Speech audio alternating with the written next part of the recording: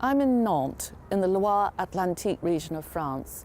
I've just been into the tourist office here and bought this 24-hour Nantes Pass for €25. It gets me into all the top tourist attractions in the city. I'm going to start with the chateau behind me. Nantes was formerly part of the province of Brittany and its capital. Hence Nante Castle was the home of the Dukes of Brittany. Its separation from the region was as recent as 1941. The present castle was constructed in the 15th century by Francis II, the last Duke of independent Brittany. It became a municipal museum in 1924. The museum tells the history of the city, taking in the colonial period, its role in the slave trade, and its occupation by the Germans in World War II. Shipbuilding and trade played a significant part. I like the castle's courtyard, enclosed by very Loire-like architecture, and there's a very good restaurant here, where I was able to use the Nantes Pass to get a drink. Just a short walk from the castle is the Cathedral of St. Peter and St. Paul, and you won't need your Nantes Pass for this one. It's free to go in.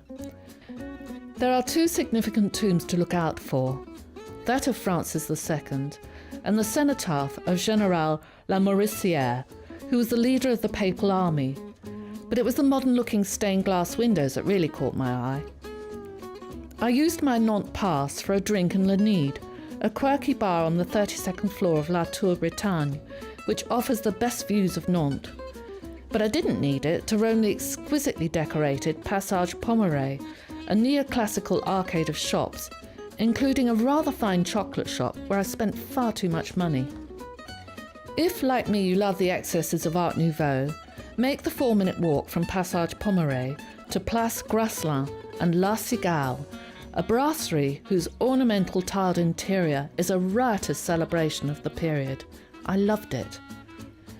Perhaps the most unusual feature of the city is the regeneration of the shipyards on the Ile de Nantes. Here you can immerse yourself in the invented world of les Machines Allele and take a ride on the huge wooden elephant, which slowly makes its way from its glass hangar to a 3-story carousel, bellowing and emitting a spray of water from its trunk. The carousel is reminiscent of Jules Verne's 20,000 Leagues Under the Sea, with fantastic creatures and mini submarines. It's all very steampunk. My Nantes Pass got me into the Machine Gallery, where I saw the development of the latest project, a huge tree that will be home to colossal herons, as well as a restaurant and a hanging garden. I will definitely return to see how it turned out. I've had a brilliant time exploring the city's attractions, but now I really am in need of a glass of wine. I'm heading back to my site, which is Nante Camping. It's about 2.5 miles from the city centre. Join me later and I'll show you around.